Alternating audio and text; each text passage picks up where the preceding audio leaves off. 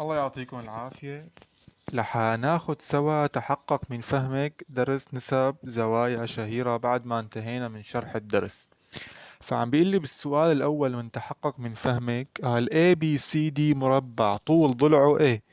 ABCD مربع أطوال أضلاعه متساوية مثل ما بنعرف. قديش طول كل ضلع فيه؟ قال واحد.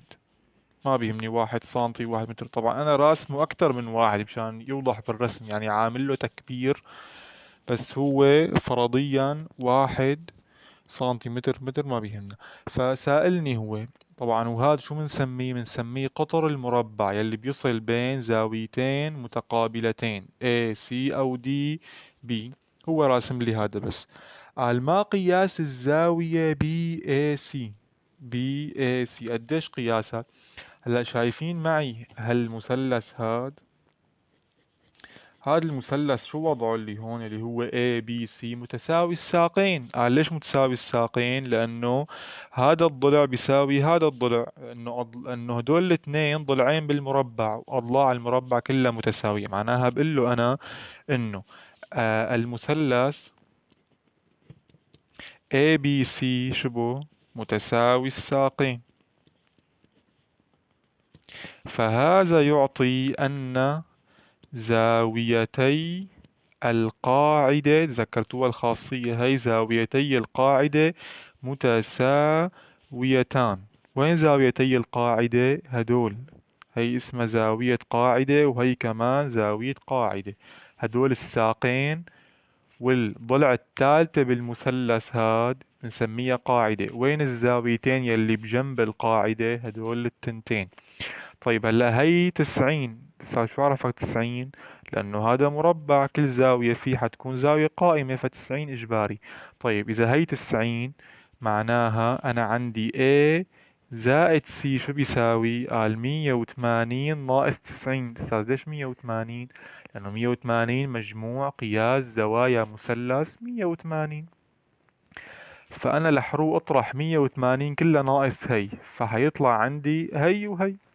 فحيكون عندي أنا الزاوية A، قصدي أنا هون، زائد الزاوية C. A هي الصغيرة، ما عم بحكي على ال A كلها، أنا عم بحكي هلأ ضمن المثلث. الزاوية A هي يعني فيكم تسموها أنتو الزاوية CAB. إذا بدكم بدال A بتسموها CAB والزاوية ACB مشان نكون دقيقين أكتر. 180 ناقص 90 هيطلع معي 90. طيب إذا هن الاثنين متساويتين معناها كل وحدة فيهم 90 على 2. معناها شو الزاوية اللي طالبها هو؟ بي اي سي بتساوي 90 على 2. مشان شو قسمنا على 2؟ لأنه هدول الاثنين متساويتين كل وحدة فيهم قديش؟ 45 درجة. بالطلب الثاني احسب طول قطر المربع. هلا أنا عندي هون أكثر من طريقة بحسن أحسب فيها طول قطر المربع. هي الطلب الثاني. فيني حسب فيثاغورس. أنا عندي هون مثلث قائم، فعندي معلومين الضلع القائمة والضلع القائمة، فمطلوب مني الوتر اللي هو المقابل للزاوية القائمة. بس أنا حسب درسي بدي استفاد من النسب المثلثية. فأنا هلا حروح آخد ساين البي اي سي اللي هلا حسبتها. طيب استاذ مشان شو عم تاخد ساين البي اي سي؟ لانه انا طالب مني وتر وعندي ضلع مقابل معلوم، هذا ما اسمه مقابل للاي. طيب فيني استخدم كوساين؟ طبعا فيك، لانه انت عندك وتر مجهول الوتر، وعندك ضلع مين؟ ضلع مجاور معلوم اللي هو الواحد. طيب انا بس فيني استخدم ساين لانه هي 45 زاوية شهيرة. هلا طلعت معنا 45. ما فيني استخدمها امتى ما كان الا اذا هو اعطاني قيمة انه مثلا ساين 50 بيساوي كذا فهو قال لي. اما اذا ما قال لي انا ما فيني اعرف قديش الساين. هون كيف عرفت؟ لاني انا حافظ انه الساين ال 45 هي زاوية شهيرة. 45 و30 و60 هي كلها زوايا شهيرة. معناها ساين البي اي سي شو بيساوي؟ ساين البي اي سي حفظتوها من الجدول لازم جذر الاثنين على 2. طيب جذر الاثنين على 2 إذا اجينا على قانون ساين البي اي سي مقابل بي سي على وتر اللي هي اي سي. أنا شو طالب مني؟ هو طالب مني اي سي. ضرب تقاطعي، بدي روح اقسم على اللي مقابله جذر الاثنين، وقول 2 ضرب بي سي. قديش البي سي؟ البي سي 1. 2 ضرب 1 2 على جذر الاثنين. فيني طبعا اضرب فوق وتحت بجذر الاثنين مشان اتخلص من من المقام الجذري، فحيصير معي 2 جذر الاثنين على 2 جذر الاثنين، ضرب جذر الاثنين 2، فحيروح عندي 2 مع 2 حيضل جذر الاثنين. طبعا وهيك افضل اني اطلع الجواب اخر شي النهائي. هلا هي انتهينا من تحقق، حنروح سوا على تدرب. فشو عم بيقول لي بتدرب؟ قال عندي يا جماعة هالمثلث هاد واللي هو ABC، المثلث متساوي الأضلاع. شو يعني مثلث متساوي الأضلاع؟ يعني مثل ما بنعرف كل أضلاعه متساوية، فهو مخبرني بالمسألة إنه يا جماعة طول كل ضلع فيه هو 1. تمام، هذا كله 1. AC 1، AB 1، وكمان CB 1. تمام. فطالب مني أول شي قال ما قياس طبعا وعاطيني ارتفاعات لنكون بالصورة. AH هو ارتفاع. شو يعني ارتفاع؟ يعني هو الضلع النازل من الرأس، هو الضلع العمود. كنت تسجلوا عنكم ارتفاع هو الضلع العمود. شو يعني عمود؟ يعني بشكل زاوية قائمة مطرح ما بينزل. هو الضلع العمود النازل من الرأس إلى الضلع المقابلة. طبعا سجلوا ملاحظة مهمة إنه هلأ حنستفاد منها، واللي هي الارتفاع في المثلث القائم. الارتفاع في المثلث المتساوي الأضلاع، يعني إذا كان المثلث متساوي أضلاع وفيه ارتفاع، فهذا الارتفاع هو عبارة عن متوسط. شو يعني متوسط يا جماعة؟ قال يعني مطرح ما نزل بيقسم لي الضلع لنصين. فهي إذا هي 1 قديه حتصير هي؟ قال نص 0.5، وهي 0.5. هو متوسط ومنصف. شو يعني منصف؟ يعني بينصف الزاوية، مطرح ما اجا رح ينصف لي الزاوية، فهي حتصير قد هي بالضبط. هلا حيمر معنا بالطلبات، بس هي سجلوها كبداية. ما قياس الزاوية ABH؟ مرت معنا ليك قياس الزاوية ABH، او لسه ما مرت اللي بعدها ABH. هلا نحن بنعرف انه طبعا ABH هي الزاوية كلها تبع المثلث، شفناها ABH هي اللي معلمة عليها. فنحن بنعرف انه كل زاوية من زوايا المثلث المتساوي الأضلاع قياسها قديش؟ 60 درجة، لأنه الزوايا متساوية 60. والثالثة كمان هي كلها عم نحكي ال A كلها CAB، وال ACB كمان 60، كلهم ستينات. هي سجلوها عنكم ملاحظة انه قياس كل زاوية من زوايا المثلث المتساوي الأضلاع 60 درجة. عم يقول لي ما قياس الزاوية ABH؟ حليناها. احسب الطول AH. طول AH فأنا كمان فيني أحسبها حسب فيثاغورس. معي هاد ومعي هذا كمان نص. حسب فيثاغورس بأي مثلث يا جماعة؟ هاد انه مربع الوتر مجموع مربعي الضلعين القائمتين. أنا معي الوتر ومعي وحدة من الضلعين القائمتين، فيني أحسب الثانية. أو أنا حسب درسي بدي روح استفاد من النسب المثلثية، حروح آخد ساين 60. هلا حقلكن ليش حاخد ساين 60؟ لأنه أنا عندي وتر معلوم، صح؟ اللي هو هاد. هلا الساين شو هي؟ مقابل على وتر. فأنا لازم يكون عندي يا هاد معلوم يا هاد معلوم، والتاني مجهول. مين معلوم أنا عندي هون؟ إذا بدي آخد ساين 60 يلي هي البي، حيكون معلوم عندي الوتر اللي هو 1، والمجهول هو المقابل اللي هو AH. فلهيك أنا أخدت قانون الساين، لأنه المقابل مجهول والوتر اللي هو 1. عم نحكي على المثلث هذا اللي برصاص، وهذا شبه معلوم، يعني عندي يا اللي هو 1. أنا ليش أخذت ساين 60؟ لأنه 60 زاوية شهيرة يا جماعة. أنا إذا كان عندي مثلا ساين 70 ما فيني استخدمه لحتى هو يكون عاطيني مثلا يا جماعة ساين 70 هو قايل لي مثلا 4. أو 1/4. فأنا ساعتها فيني استخدم. أما هون هو ما أعطاني ساين ال60 بس أنا حافظها من الزوايا الشهيرة، وبعرف إنه ساين ال60 هو جذر ل3/2 حسب ما حفظناه هون. ساين ال60 جذر ل3/2. طيب ساين ال60 هلا حكينا مقابل على وتر. وين المقابل؟ عم نحكي على ساين البي نحنا. اوكي، لانه نحن شغلنا بهذا المثلث. فالساين البي مقابل اللي هو AH على وتر. الوتر مقابل للزاوية القائمة اللي هو 1. فطلع معي مثل ما شايفين انه AH بيساوي جذر ل3/2 فورا، بما انه مقامه 1. فجذر ل3/2 بكل بساطة. أتمنى يكون الموضوع واضح. هلا شو عم بيقول لي بالطلب اللي بعده؟ قال استنتج مساحة المثلث ABC. مثل ما بنعرف انه قانون ثابت، مساحة اي مثلث. شو مساحة اي مثلث؟ بيرمزوا له بالرمز S، او ممكن تتغير التسمية يعني ما مشكلة. تمام.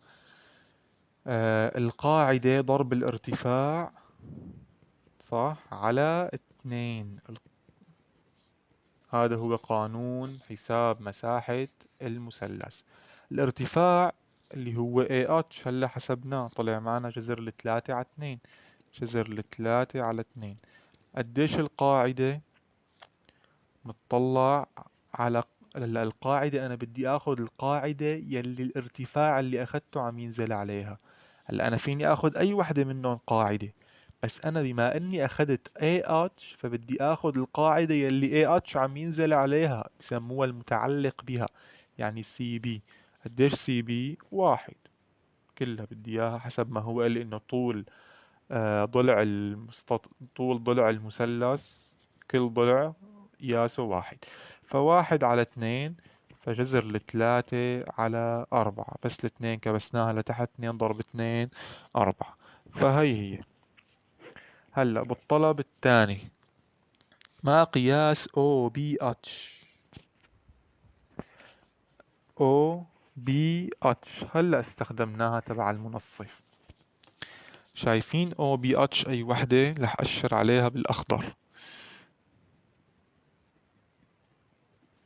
إن شاء الله أتمنى تكون وضحت. هي الزاوية OBH. شايفين هذا الارتفاع اللي نازل؟ قسم لي الزاوية هي كلها الكبيرة لنصين. إنه هلا حكينا إنه الارتفاع في المثلث، ارتفاع هو قال لي، بس أنا استنتجت إنه بما إنه ارتفاعه قال لي مثلث متساوي الأضلاع، فأنا استنتجت إنه هو متوسط، يعني بيقسم الضلع لنصين ومنصف للزاوية، فقسم لي إياها لنصين. فبنقول له إنه شو؟ إنه OBH بتساوي 30. عم بيقول لي علل، أو حتى لو ما قال لي أنا لازم أوضح له ليش. بقول له حسب هالكلام، لأنه قسم لي الزاوية إلى نصين. احسب الطول OH. ها هلا OH، شايفين هالمثلث الصغير هذا؟ انا كمان فيني استخدم هون فيثاغورس.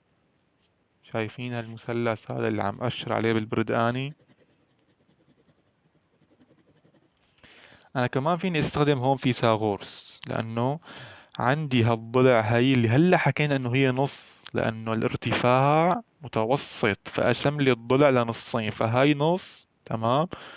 وانا عندي مين عندي كمان؟ عندي هذا نص. وشو طالب مني OH؟ فهون فيثاغورس بصراحة ما بتنحل عليه، لأنه أنا لازم يكون معلوم عندي ضلعين وبدي أحسب الثالث. أما أنا هون هذا ما عندي إياه، ولا هذا عندي إياه، ما عندي غير هاد. ففيثاغورس هون قيموها من بالكم، إلا إذا حسبنا هالقطعة هي من الارتفاع، انه هون تلتين وهون تلت، ورح نفوت هلا قصة مالنا فيها وبعيدة عن درسنا. نحن هون شو بناخد بكل بساطة؟ بنروح بناخد طنج ل30. استاذ ليش طنج؟ لانه الشي اللي معي اياه يا جماعة، هلا هي مو هلا هي اتفقنا 30، هي الصغيرة اللي بالاخضر 30. طيب انا معلوم عندي المقابل تبعها والمجهول، عفوا، معلوم عندي المجاور تبعها، جارتها، والمجهول المقابل. معناها مين المقابل، مين القانون اللي فيه مقابل وفيه مجاور؟ طنج.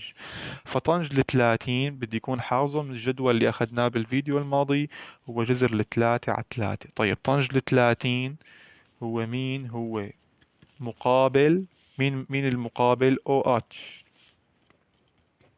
تمام. OH على مجاور، مين المجاور؟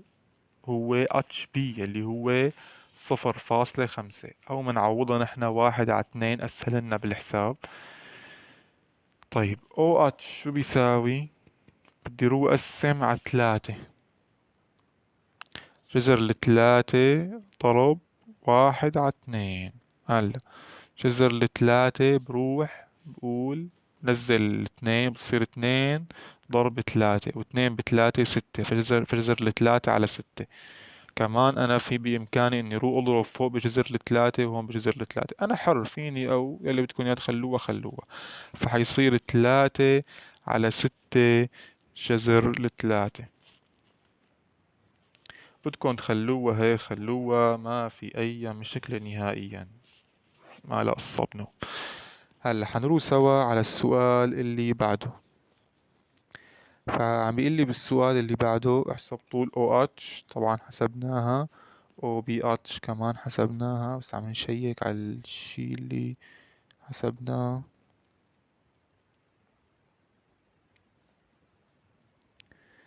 فالسؤال بعتقد خالص. نروح على تدرب السؤال الثاني،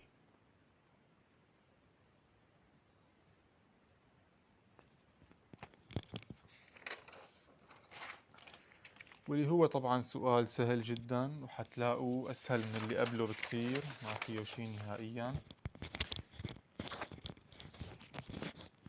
مثل ما شايفين يا جماعة، عنا هالمثلث القائم FEG، عاطيني طول الضلع القائمة هي 2 سنتي، وعاطيني الزاوية 30، وقايل لي احسب FG بطريقتين.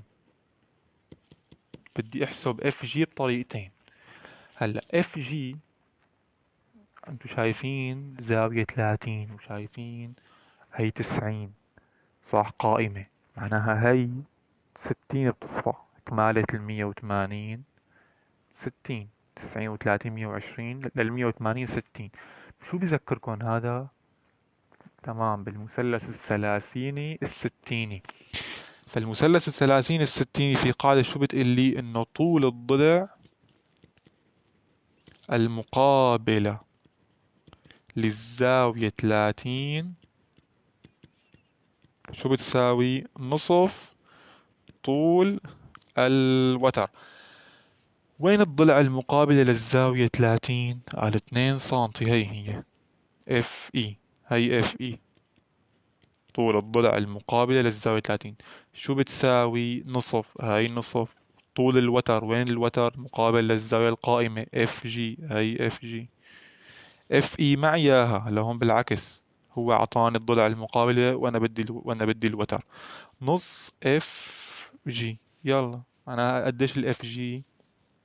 هذا الاف جي بيساوي نقسم الطرف الثاني على اللي جنبه، او المعلوم على امثال المجهول. 2 كم فيها نص؟ فيها 4 انصاص، معناها اف جي بيساوي 4. شو هي الطريقة الثانية؟ الطريقة الثانية اني انا هلا في منكم حذرة، اني انا روح استفاد من ساين ال30. تمام. طبعا فيني حسب فيثاغورس، انا مثل ما قلت لكم هون فيثاغورس بده ضلعين يكونوا معي هون، وبده الثالث. انا هي ما معي اياها. طيب هلا ليش انا مشان شو اخذت ساين ال30؟ ليه اخذت ساين ال30 انا؟ لانه معي المقابل وبده وتر. فبكل بساطة، مين هو القانون يلي فيه مقابل وفيه وتر؟ هو ساين. وانا اخذت ساين ال30 لانه زاوية شهيرة، فساين ال30 هي نص مثل ما حفظناها بالجدول، وهي المقابل على الوتر، مقابل 2، او بدكم تسموه اف اي. اول شي الوتر هو اف جي، معناها قديش الاف جي؟ ضرب تقاطعي، منقسم على اللي مقابله ونضرب 2 باف اي. فالمؤدى 1، يعني 2 اف اي، يعني 2 ضرب اف اي 2 هو عاطيني إياها، فكمان حيطلع معي اف جي 4. هاي بطريقتين. الطلب الأخير احسب الطول اي جي. طول اي جي هلا أنا صار معي هاد صح واللي هو 4. فأنا هون بإمكاني استخدم فيثاغورس هون، إنه صار معي ضلعين معلومين، فيني أحسب الثالثة من فيثاغورس، مربع الوتر مجموع مربعي الضلعين القائمتين. تمام. أو فيني استفاد إنه أنا فيني آخذ مثلا طنج ل30، لأنه معي مقابل وطالب مجاور.